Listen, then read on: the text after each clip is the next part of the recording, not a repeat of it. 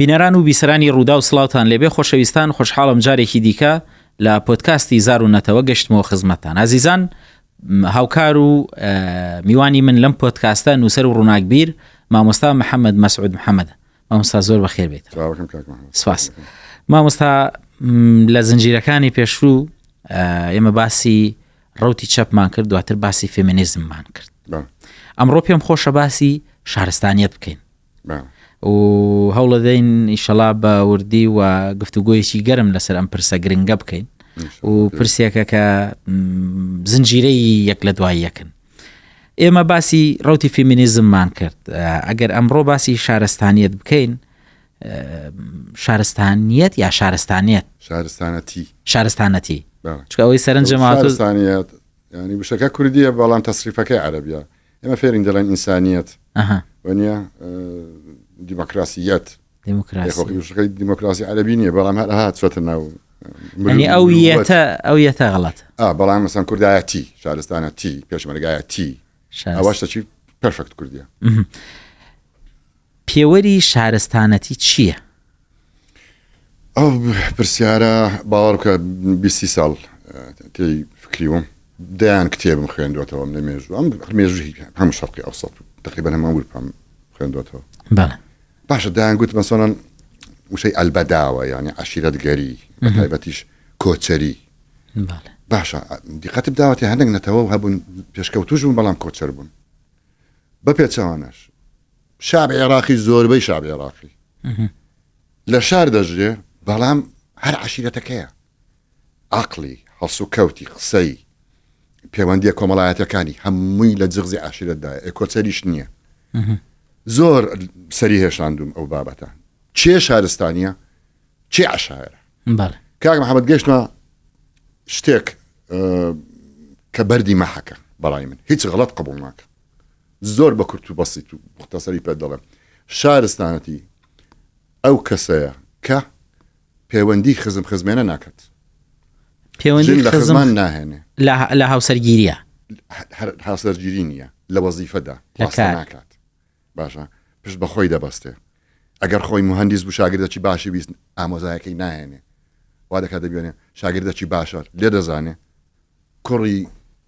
نازانی ئیچێشە، بەڵام مادام باشە لێرە بە مەسەلەی کەفاءات و شتیا دەست پێ دەکات. عەشیرەت، کوڕی عەشیرەت هەر بیر لەوە دەکاتەوە، دەی برایەکەم، کوڕەکەم، ئامۆزایەکەم ناتوانێت لەو جغزە دەرچێت. کەچی خەڵکی شارستانی بیر لە کەفاءات دەکەنەوە. جا بابێنەوە دوور نەڕۆشت. ئەبن یەک دوو جار نازام عەزم کردیان نا بەشەر دەکەمە 5 قۆناغ. ئافرەت سەکس لەگەڵ چێ دەکا، مێرد بە چێ دەکا، ئەو بە دەتوانی بیکەی بەردی مەحەک لە بۆ ئەوە. بنەمای شارستانی بوون 5 قۆناغ لایتەوە. ئەخر شارستانی یەکێک لەوانە، یەکێک لەوانە. با تێ دوێنە کۆمەلگای هەرە کۆن و هەرە دواکەوت و ئەو کۆمەلگایانەیە کە جارێکی باسم کرد، گوتم دە 15 نەفەرن دەڵێ ڕەوە مەیمونن دەژێن، هەتا سەکسیش هەیە لە بەینیان. باشە،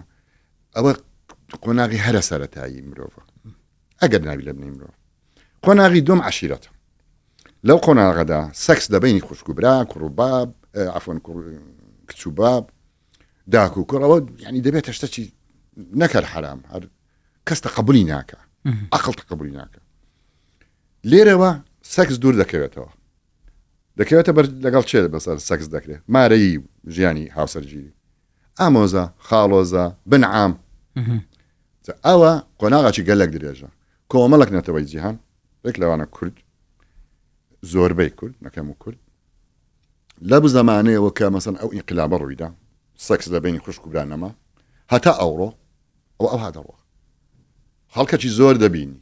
لەو هەولێرە، لەو دوهۆکە، لەو سلەیمانیا، جوانترین قاتی لەبەرە، جوانترین مۆبایل، جوانترین سیارە، جوانترین ئەوە. بەڵام بڕۆ لێ پرسە، ئەرێکاکە خێزانت چییە؟ وەڵا ئامۆزامە. کچت دەدەیە چێ؟ لەبە برازایەکم دانراوە. داک و بابت چ بوون؟ وەڵا ئامۆزا بوون. شارستانت چی؟ ئەوانە ماڵێکی خانەدانن، مسەقەفن، دەوڵەمەندن، لەسەر سەرم. بەڵام بەڕای من ئەوانە نابنە شارستانی. ئەگەر لە نیویۆرکیش بژێن، ئەزانم کە فکرەکەم گەیشت. فکرەکە ئەوەیە کە ئەوەی من تێگەم لە تۆ، پرۆسەی هاوژینی، هاوسەرگیری وەختێک کە لە نێو بازنەی ئامۆزا و خاڵۆزا و پورزا و چی ئاسوڕێتەوە شارستانی نییە. بەڵام با بڵین خۆت یان بابت داکو بابت ئامۆزان دەوەتی هەیە لەسەر سیستەمەکی عشاری دەڕۆن جەنابەت کچێکی بێگانەت هێنا مارەت کرد ئەوە کەواتە خۆت یەکەم کەس بووی لەو زنجیرە پێت نایە سەر یەکەم پێژەی شارستانەتی یەکەم پێژە کوڕەکەیت و کچەکەیت و مێریان بە بێگانە کرد کەواتە خەتە شارستانیەکە بەردەوام بوو. بەڵام ئەگەر خۆت سبەینێ دەوڵەمەند بوویەوە گریمان لێم بوویەوە ئەنتەر لەگەڵ ڕێزم کچەکەی خۆت ناچار کردووە دەدەی ئەتو لە بۆ برازام و کوڕەکەی خۆشت برازایەکی دیکەت لە بۆ هێنایە خاڵۆزار زنجیرەکە بچڕێ زنجیرەکە یعنی ئەتو تۆزێک شەقاوەک سەرکەوتی گەیشتی ئاسی شارستانەتی تەق هاتیەوە خوارد دەگەشتی کاک محەممەد زنجیرەکەم بەوە ڕناوەستی ئەو خۆناغی یەکەم و دومان باس کرد بەس خۆناغی هەرە سەرەتایی دووەم عشاری سێم شارستانەتی خزم خزمێنە دەپوچێتەوە دەبێتە شتێکی دەشاز عیب باش بەڵام هێشتا ئەتو نەگەشتە ئاستی قەومی هێشتا نەگەشتیتە ئاستی قەومی کەواتە شارستان قەومیە ینی نەتەوەیی و نەتەوەسازی یان نەتەوەی بوون قۆناغی دوای شارستانی باش ئەو سێ قۆناغ دێ دوای ئەو سێ قۆناغی چوارەمینە ئەبیش چۆن باتێت بگەینم جەنابەت خەڵکی هەولێری گریمان چەند جیلە ئەتوو هەر ئامۆزا و ینی خزم خزمێنە دەڕۆن بەڵام ئەتوو یەکەم جیل بووی کە کچەکی بێگانت هێنا ئەو بازنەیە دەرەچی بەڵام کچەکە چێندەریە شارەکەی خۆی هەولێریە تەعەسوبتان ئینتیماتان شەرت نیە تەعەسوب بەڵام ئینتیماتان بۆ کوێیە هەولێر کەواتە سولەیمانی کۆیە ئاکرێ خارج قەوسە کەنجین قۆلاغی نەتەوەی دەست پێ دەکا طبعا هەولێر و لەهجەکەی هەولێریش ئەوە خۆی شناسنامەیەکی محلیە تێدەگەی کاک محەممەد ئەوەی مشکلەی کورد کەنجین چێ دەگاتە قۆناغی نەتەوەی لە کورد ئەو سولەیمانی کە هەولێرێکی هێنا ئەو هەولێری کە ئاکرێکی هێنا تێگەیشتی و لەسەری بەردەوام بوون نەکاری بووکەچی بێگانەی هێنا و سبەینە دیسان خزم خزمیانەکەیان هەولێر چیاتەکە دەستی پێ کردەوە تێدەگەی ئەزە ئەم زۆر پەرۆشمە هەر دوێنێ لە جەیەک باسم باش ئەو گرێ دەرونیە چییە کە بۆ نمونە وا ئەکا چوزانم ینی هەر لەو بازنەیە بسوڕێتەوە ئایا ئەمە جۆرێکە لە خۆ بە زلزانی یان غروریەت یان نەخێر متمانەیە و ئەو پێی وایە ئیترم خێزانە لەم بازنەیە بترازێ ئیتر هەڵەوەشێتەوە و ئەوە لایەنەکە ئەوە لایەنەکە بەڵام لایەنەکە زۆر خەتەرترە و باسم کردووە وەڵەنگە ئێستا دیسان بڵێ محەممەد قمبلێکی تەقاندەوە کاک محەممەد لە کڕۆمۆسۆمی بەشەردا تەمان ژن عاتیفیترە لە پیاو ونیە سۆزدارترە لە کڕۆمۆسۆمی بەشەردا بەشەر وەختی خۆی زاوزێ لە ناو یەک ماڵ ڕۆژێک لە ڕۆژان ئەوە قەدەغە کرا بەڵام ئەواتیفی ئافرەت ئەوەی شتێکی هەرمایەوە تێدا هەست و سۆزەکی زۆر لە بۆ برا بەڵام ناتوانێت سەکسی لەگەڵ بکە هەستەکە سەکسی نییە بەڵام سۆزدارێکی زۆر بەقوەتە بۆ هەستی خوێنی دەگاتە ڕاد ئاخر کاکە ئینگلیز وانین فەڕەنسی وانین ئەو هەم هەست و سۆزە چێ لە بۆ برای طبیعی نییە بەبێ ئەوە هیچ مەبەستیان بێ بەڵام دیقەت بدەیە ئافرەتی کورد براپەرستە چی سەیرە بەگشتی طبعا کە قسان دەکەین مطلق نییە لە علومی بەشەر شتێک نییە بڵێ مطلق هەموو دەمێ باسی 150 دەکەین نییە مطلق بەڵام ڕەوتی گشتی کورد عەرەب ئەفغان بڕۆ ناو هەر نەتەوەی عەشاری یەخەی شعریان لەسەر برایە کاکە خەنسا زۆر نمونەم بە خەنسا هێناوەتەوە یان هین بنت عوتبە داچی معاویە بن ئەبی سوفیان حەمزەی کوشت لە تۆڵەی برایەکەی جەرجی خوارد طبیعیە خەنسا کە عەرەب سەری زمانیان بنی زمانیان خەنسا دەزانی چی براپەرستێک بوو 4 کوڕی لە شەڕ کوژرا هەر هیچ تەقەی سەری هات 4 کۆڕ لە قادسیە کوژران مشکلم نییە مێردی خۆش نەدەویست بەڵام منە بزانێت چه شعرێکی بۆ برایەکەی نووسیوە سەقر شعری هەندی نالی نووسویەتی ئەوە حاڵەتش تەبیعیە عشقەکەی لێردا بەس خۆی دروستی نەکردووە باش خۆڕسکە هەندێک نەتەوە هەیە پەروەردەی دایک لە دایک لە باب گەڕێ بەرە باب ئەوە لە دایک تەوریز دەکرێت لە بۆ کچ ئەجا لە بۆ کچ لە بۆ نەوەنی ئیمێ بەبێ ئەوەی هەست بکەن ئێستا مەم ئەبی کە بەخۆی دەڵێ ئەلمانی و دان بە زانست ئەوروپایەکان دەنێت دەڵێ کاکە مەیلە چی سەکسی هەیە لە بینی کوڕ و باب و کچ پێدەڵێن عقدەی ئەلێکترا ئەبزانم و لە بینی کوڕ و داک عقدەی ئۆدیپ هەن لە کوڕ هەیە زۆر متعلقن بە داچیان بەبێ ئەوەی هەستکەن هەست و هۆش و دین و ئیمانیان داچیانە و ماشەڵڵا زۆرن ناکورد ئەوە ئەساسی علمی نەفسە نازم جەنابەت ئاگاداریان عقدەی ئۆدیپ چۆن ئەلێکترا و ئۆدیپ یعنی باب و داک کوڕ و کچ زەربێک لێدا کوڕ مەیلی هەیە لە بۆ داک کچ مەیلی هەیە لە بۆ باب ئەوە قانونەکی سەرەتایی دەروناسیە ئەم دەتوان قانونەکی دیکە دانیم چونکە ئەگە ئەو فرۆیدە هاتبان نانتەوەی عەشایری دە ساڵێک دەرسی کردبان وەڵی دەگەیشتە ئەو ڕاستیە تۆڵێ هێشتا زانستی کۆمەڵاسی پێش نەکەوتۆ لەکوێ دەستی پێکردوە لە ئەوروپا لە ئەوروپایەکی کە 1000 ساڵ بوو عشیرەت نەمابوو خزمێنە تقریبا نەمابوو شارپەرستی مابوو لە ناو ئیتالی و ئەڵمان بەڵام ئیتالی خزمێنەشیان تا ئێستا هەیە بەڵام لە ناو ئەڵمان لە ناو فەڕەنسی ئینگلیز رووسیش یعنی باسی خزمێنیان بۆ بکەی تێناگەن بۆ باسی دەکەی ئەوەی کاڵێ لێبوونەوە لە مێژە ئەوەی ئەڵێ فرۆید فترێک لە ناو کۆمەلگا عشایریەکانە بژێ باشەوە فرۆید هیچ بەنام ئایا زانا و کۆمەڵناسەکانی ئەم مەملەکەتی و ئەم ناوچانە چۆن ینی نەیان توانی ئەو تیۆریانە پێش بخەن وەڵی بەشەکی زۆریان تەقلیدین بەشەکی زۆریان وستویانە مەسەرەن بڕ بسەسەر عەربیەکان تەمەشا بکە بەداوەت پیاوەتیە ئەساڵەتە ئەو دوورانە خەڵکیان پەروەردە کردووە ئەوەی بۆی چووە مەسەرەن ویستویەتی لەو جەغزە دەرچێ گوتێتی کاکە ڕاستەکی بۆ گەنمان هەیە دەبێن نازانم وا دەکەی دەبینی تووشی مارکسیزم بووە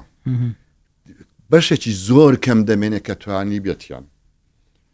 لە کۆمەلگای ئینسانی قوڵ ببنەوە مەسەرەن خەڵکی شام لوبنان میسری بەڵام ئەوانش مەسەرەن دوورن لە جەرگەی وڵاتی عەشایری دوورن لە منتقەی شەمەڕ باشە دوورن لە خەڵکی منتقەی ڕەمادی دوورن لە کورد کابرا لە قاهرە ئاخر دوورە دەزانێ هەندێک سعیدی دەمارگیری شتیان هەیە بەڵام لێی قوڵ دەبوونەوە دەبینی کەسەکی دیکەشەیە بێ لە من ئەوەی باس کردووە بەڵام ئەمن کەسم نەدیتووە ئەو نەزەرەیەکی نوێ دەتوانی بکە ئاساسی نەزەرەی مێژووی کۆمەڵایەتی پێنج قۆناغەکە زاگەر یارمەتیم دەی بەرم چوارەمان تەواو کردوە کە ڕۆژێک لە ڕۆژان وای لە شارە بووی شارەکان توانەوە یەک لەهجا یەک ئینتیما ئاکرەیەک کەلاریەک دەبینێ پێی ناڵێ ئەتو کوڕی چێی ناوت چیە ئیشت چییە حەز لە چ مۆسیقایەکە کام سیارە جوانە تێم دەگەی شتی شخصی پەیدا دەبێ کەچی کورد کوڕی کوێی خەڵکی فلان شار لەهجەکە دیارە ئاتم ناسی وەڵام من فەرقم هەیە لەهجەکەم جودایە هەزار خەندەک لێ دەدا لە بینی خۆی خۆت باش جارێ کورد نەگەیشتەوە زمانە تێکەڵاوی پەیدا بووە نە هیچ جارێ بریتین لە چەند شار هەیە لە کوردستان ئەوەندە قەومەی باوەڕک ئەوەندە هەستەی نەتەواتیمان تێدا وڵەوە بڵاو بۆتەوە کەچی بە هەموو شمان بۆ خۆمان دەڵێن هەمومان کوردین فەرقمان باش کەنجین ئەمانە توانەوە ئەوە گەیشتێ ئاستی قەومی وەکو تورک و فارس و فەڕەنسی و پاشوی دەرەجەی عەولەمە دێت کە لەوەش تێدەپەڕێ ئەوەی عەولەمە عەولەمەرەوە نییە ئینتەرنێتەکەم هەبێ وەڵا ئازاتی ئەوە لەگەڵ کابراایکی ئەمەریکی قسان دەکەم بەڵام ئەتون لە ماڵی هەر کوڕی عەشیرەتەکەی خۆتی ئەو عەولەمە نییە وەڵا زانیاری بە یەک سانیە دەگاتە لەندەن ئەجا چیە تو کوڕی عەشیرەتەکەی کوڕی هەولێرەی کوڕی سلەیمانی نەک سلەیمانی چوارباخ لە گەڕەکەکەش باشە برام عەولەمە ئەو پشتەیە کە بەسەرن بڕۆ تەماشا ئینگلیز بکە یان فەڕەنسیەکی کویبەک کە لە کەنەدایە لەگەڵ کوڕی پاریس دەگەنە یەک قسان دەکەن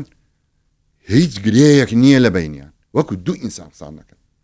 ئەوەی عەولەمە ئەمریکیەک و ئوسترالیەک قسان دەکەن ها تۆزێک لە کەنەکەیان فەرقی هەیە بەڵام تێک دەگەن و تعاملێکی ئاسایی دەکەن تیجاری سەکسی عاتفی هەرچی ناوەچی لێ دەنێی ئەوەیە ئاو لەمە برا ئێمە جارێ میلەتی کورد ئێمە متخلیفەکان نین هەرە متخلیفەکان بەڵام ئێمە مڕاوەحە دەکەین پێیەک لەولا لە بینی قۆناغی دووەم کە هێشتا ئافرەت سۆزەکی زۆری لە بۆ برایەکەی و بابەکەی و کوڕەکەی هەیە لەگەڵ قۆناغی سێم کە شارستانەتە هەست و سۆزی بۆ کوێە شارەکەم بەبێ شارەکەم ناژنیم دەبرم تعریفی شارستانەتی بەڕای من ئەوەندەیە ئەوی پێیگوتی ئەرێ شارستانەتی چیە چنیە یەک پرسیار داک بابت خزمم خۆت چێت مارە کرد خوشکتاندایە چییە یەکسەر ئاشکرا دەبێت ئەگەر گوتی من کچم داوەتێ کابراایکی ئینگلیز وڵای دەڵێم ئاشری بیلاوە گەشتۆتە ئاستی گلۆبەلایزیشن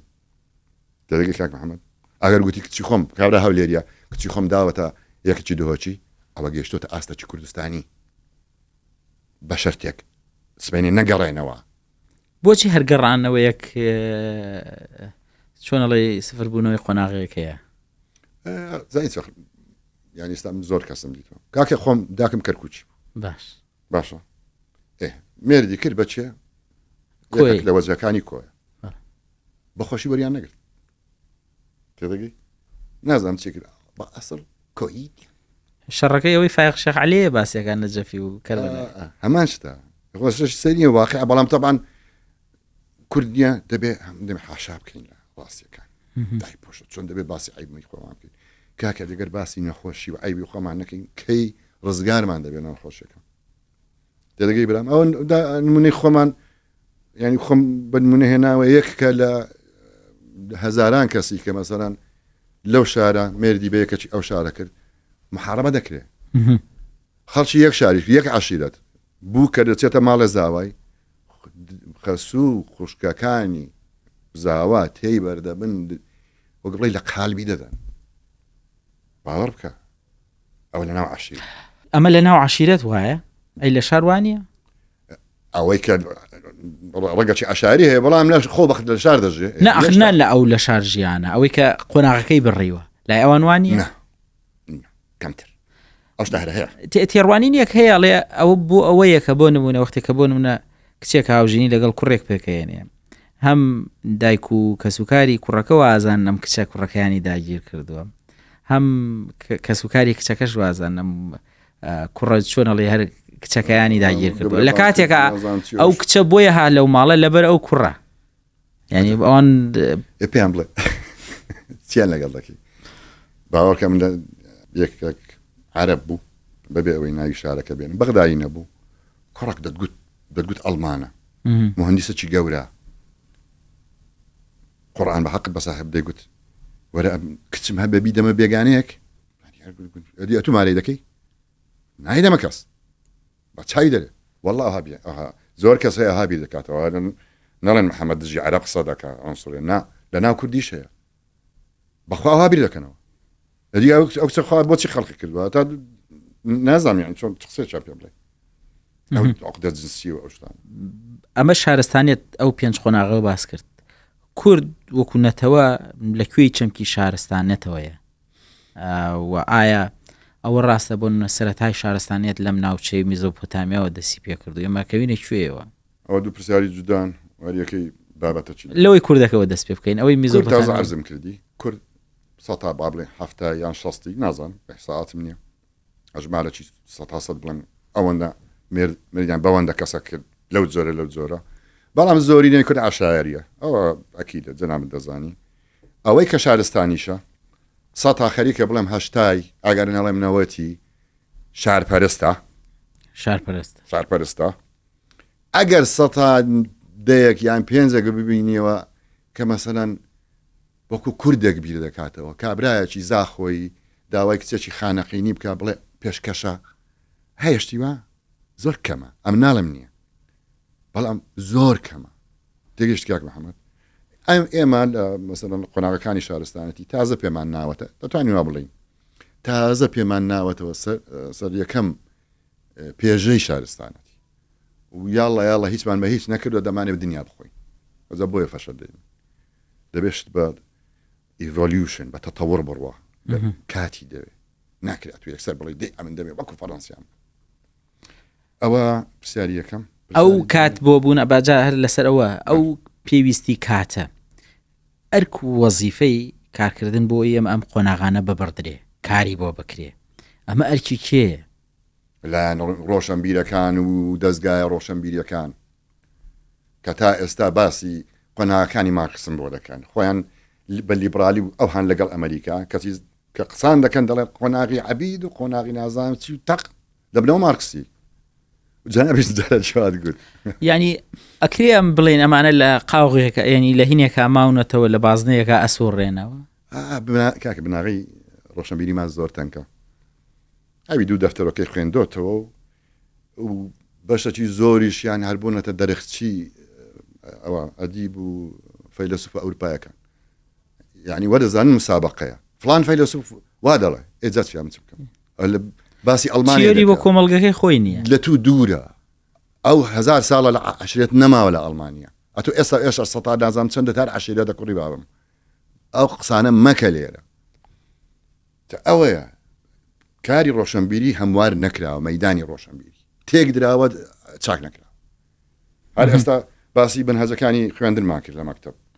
چۆن درۆی سیر دەڕازێنەوە ئەو درۆیە لە نەزانیە یا بە ئەنقەستە بۆ یانی چه ئیسفادەیەکە لەوەی درۆ تۆ منەوەیەک پەروەردەیەکەی بە درۆ سیخناخێکەکەی ئەتو پیاوەکی تەمەنێت 100 ساڵە هەر لێکی ابتدایی باشە وا حساب بکە باش ئەجا چۆن پینێکی جارێک مامۆستا دژم جارێکی کارە با کوژاوە جارێکی وەڵڵاهی ئەو مزگەوتەی تەنیشتمان دەنجی زۆر بەرزە ئەیدی هەرەوە قابلە بڵێ کاکە وەڵڵاهی ئەمن ئەو عەقڵی من هیچ وەرناگرێ دەست لەسەر برینەکان داناندرێەوە دەست لەسەر برینەکان دادەنێوە بزانێت چی لێ دەکرێت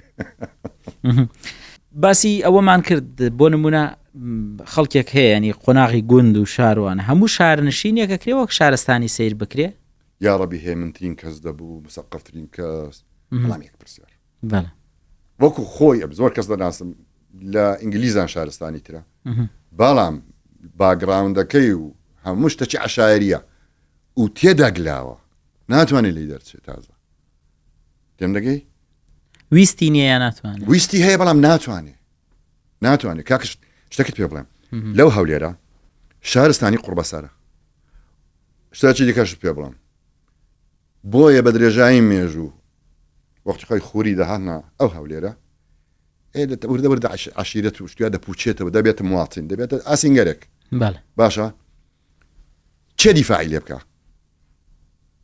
یعنی خزمەکانیان عشاری دیدی هاتە شەڕیان پێ دەفرۆش چێ دیفاعی لێ بکە هەموو دەماوان حەف ئامۆزان ئەو بەتەنیایە برایەکەشی حەقی نەما مەجبورە بگەڕێتەوە بۆ باز مەجبورە ببێتە تورکمان مەجبورە ببێتە ئاشووری توانەوەی کورد ئەلێرەوە دێ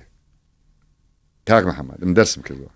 مەجبورە ببێ بە تورکمان و ئاسووری و بەڵێ زمانی ئاشووری خوری دەهات خوری باپیرەکانی کوردن دەهات ئەو هەولێرە بە 3 جیل باشە 3 جیل باپیر کوڕ نەوە کوڕەکەی دەبە ئاشووری بەسە دەقەت زەمان گۆڕا ئیسلام نازانچی ئەو ڕۆژێک تورک گەیشتە ئێرە یعنی بەس ناوەکان گۆڕان کورد لە شاخی دێتە هەولێر بە 3 جیل دەبێتە تورکمان بە شەرتێک ئەوەی کە مەڵکدارە دەوڵەمەندە ئەو فەخفەخەی ئاغایانەی کورد بەردەوام پێ بدات ئەوە نە وە کورد دەمێنێ باشە زۆر ئاغازادە هەیە ئاغا و ئاغازادە هەر ئاغان هەر کوردن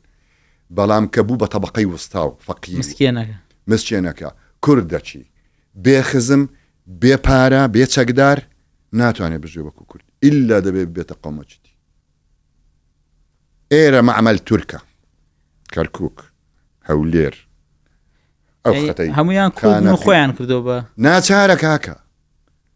یەخسە پێ دەڵم ئەها کەس وەکو تورکمانی هەولێر کوردێکی پاک نییە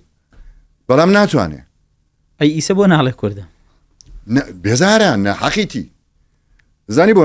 ناڵێ کوردم کە دەڵێ کورد بە لەهجەیە قسان دەکا 50 کەس فشێ پێ دەکا باشە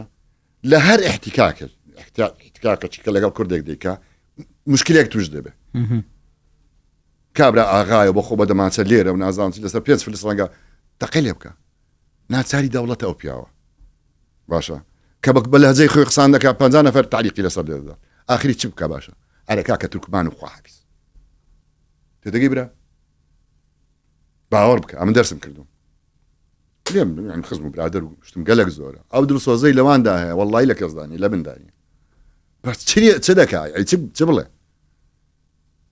هەرچی بیکە کەس ڕای لێ نییە دەڵی کاکەم تورکمان بای جا ئەوەی کە باسم کرد مەسلەی ئەوەی شارستانیت لەم ناوچەوە دەست پێ بکات پرسیارەکە دوو بەش بوو بەشی یەکەمی کورد وەکو نەتەوە لەکوێ چەمکەکەیە بەشی دووەمی ئەوەی ئەو شارستانیەتانەی لەم ناوچەیە دەستی پێ کردووە ئەوە چ ڕۆڵێکی هەبوو ئایا نەیتوانی وێنی نەتوانراوە درێژەی پێ بدرێ یان شارستانەتی لێرە دەستی پێ نەکردووە زەراعەت لێرە دەستی پێ کردووە هەرەوەندە چەند گوندێکی زەراعیت پەیدا کردووە چەرمۆ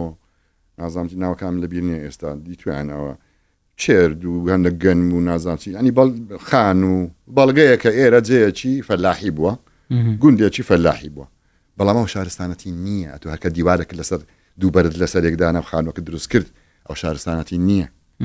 شارستانەتی باەک بە بەڵگە ینی شەرتت بۆ دانێم ئەوەش هەر شەرتەکە لە شەرتەکانی شارستانەتی ئەمە مامۆستا خەز ئەلماجدی 15 شەرتی داناوە 15 مەرج یەک لە شەرتەکار بۆچی ینی کە دەڵێن شارستانەتی لە سۆمەر دەستی پێ کرد زانین لەبەرچی معبەدێک هەبوو معبەدەکە ماخور بوو لەش فرۆشی بوو تم دەگەی سەنتەری شاری لەش فرۆشی بوو کۆترین میهنە ئەوەیە بالمناسبە ئەوە کتێبێکی دەوێت تا ڕۆنی کەمەوە ئەو دووسێ گوندەی کە لە کوردستان پەیدا بوون تەنیا ئەوە دەسەلمێنێت کە وەرزێری زەراعەت لێرە پێشتوکاڵ معنای ئەوە نیە ئەو کابرایی کە لە بێژیا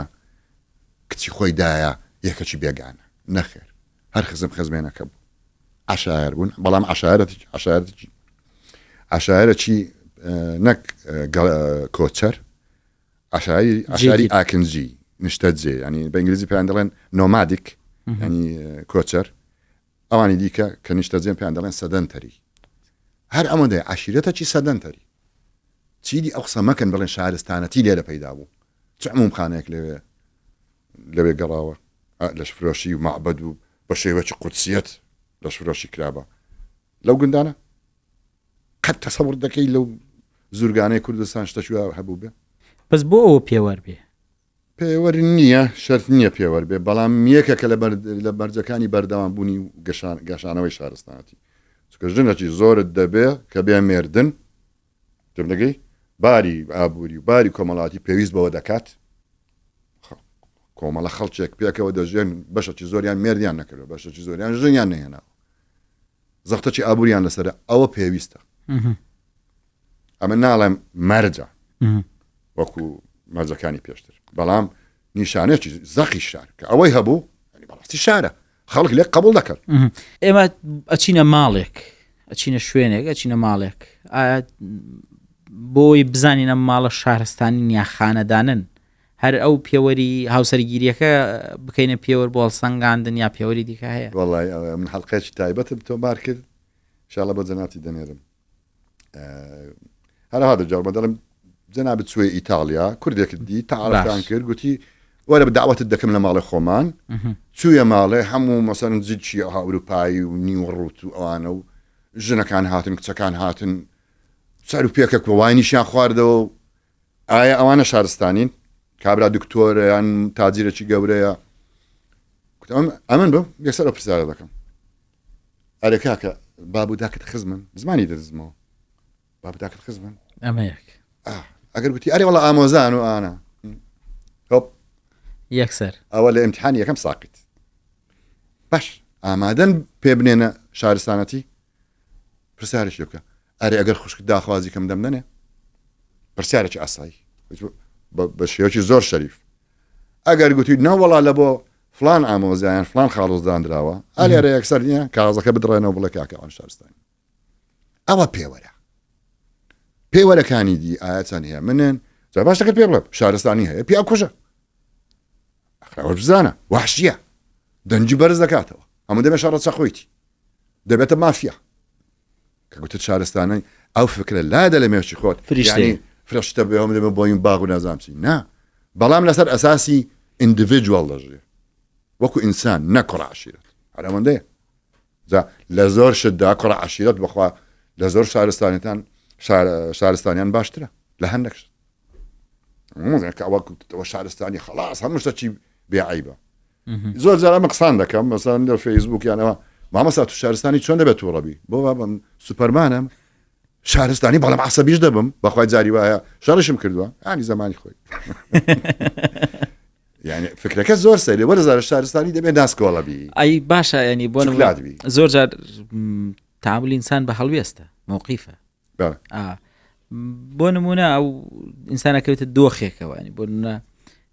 هاوکاریەکە جا باسەوە کە زۆر خەڵکەیە ینی حتا شارستانێتیش نییە زۆر خەڵکی بە هەڵوێستە خەڵکی بۆ موقیفە لە پێویستیەکە هاوکارتە ئەخلاق هیچ حەقی نەمنا عشیرەت و نازانم کابرا شیوعیە ڕووسە هەرچی هەیە ئەخلاقی خۆی چۆنە شتێکی ئەخلاقی گشتیان human values بە هەمڕۆیان بەشەریە دوورە لە بابەتەکەمە زۆر جار گلەیەوە کرێ بۆ نمونە کۆمەڵگەی ئێمە کۆمەڵگەی کوردی بە ینی بە شێوەیەکی سروشتی بە خۆناغەکانە تێنەپەڕیوە واتە لە کۆمەڵگەی سەرەتاییەوە بۆ کۆمەڵگەی فیوداڵی و خێڵەکی لێەوە بۆ پیشەسازی لێەوە بۆ مدیرنەوە تا دوایی هەرچەنە تەعاڕوزێکیش هەیە لەسەرەوە ئەم بە تایبەتی تۆڵی دروستبوونی نەتەوە بێ پاشایەتی ببڕێ ینی قۆناغی پاشایەتی ببڕێ جا ئەم ینی ئەم نەبڕینی ئەم قۆناغە سروشتیانە و ئەم پچڕانە تا چەند کاریگەری هەبووە لەسەر شارستانی بوون و شارستانێتی ئەم کاک محەممەد ئەمدان بە ئەو قۆناغانەی مارکس هەرنانێم مارکس بە حیاتی خۆی نەیزانی و سۆمەری یعنی چی بابلی یعنی چی فەرعۆنەکان یعنی چی هەموو فکرێوی دەربارەی مێژووی بەشەر حکایەتە تەوراتیەکان بووە چۆن دەتوانێت خۆ بکاتە خەبیرێکی مێژووی کۆمەڵایەتی کاکە یان جان جاک ڕۆسۆ یعنی یەک شەی زۆر بەسیط دایان دەزانی سۆمەری یعنی چی نامبیست بوو کەشف نەکرابوو پاش 1920 ئەگەر کۆمەڵناسێک بێ باسی ئەومە بکە زانی بێتێ سۆمەر و ئەکەت چۆن بوو فەرعۆنەکان چۆن بوون دەوڵەتی هاخاماشی چۆن بوو دەڵێم ئۆکەی تێگەیشت شتێکی وا هەبووە شارستانەتی ئەوها دروست بووە ئێستا بڕیاری داوە بۆیە تو ئەو خوایەتی دی باسی ئەوانم بۆ مکە قۆناغە تەبیعەکانی پێشکەوتنی بەشەر بە گوێرەی پێشکەوتنی ئافرەتە سەکس لەگەڵ پێنج قۆناغەیە بەڵێ ئەوەش ئێمە زۆر بە تەبیعی هاتوین بەڵام لە قۆناغە دوا ئەوەکان چەخیوین لەمانەوە پێشکەوین هەر خۆمان لە خۆمانی تێک دەدەین جوابەکەم ئەوە جا مامۆستا من پێم خۆشە ئەم درێژە بەم بابەتە بدەین بە تایبەت گفتوگۆی زیاتر لەسەر بابەتی شارستانیەت و ڕۆشنبیری بکەین زنجیرەی داهاتوو دیسانەوە درێژە بەم بابەتە ئەدەین بیسەرانی خۆشەویستی ڕادیۆی ڕوودا و ئەزیزانمان پۆدکاستی ئەمڕۆمان پۆدکاستی زار و نەتەوە زنجیرەی ئەمڕۆمان کۆتایی هات هەفتەی داهاتوو دیسانەوە درێژە بەم بابەتە ئەدەین گفتوگۆ لەسەر شارستانیەتەکەین لەگەڵ میوانەکەم مامۆستا محەممەد مەسعود محەممەد تاوەکو هەفتەی داهاتوو پێکەگەینەوە بەخوای گەورەتانە سپێرم خواتان لەگەڵ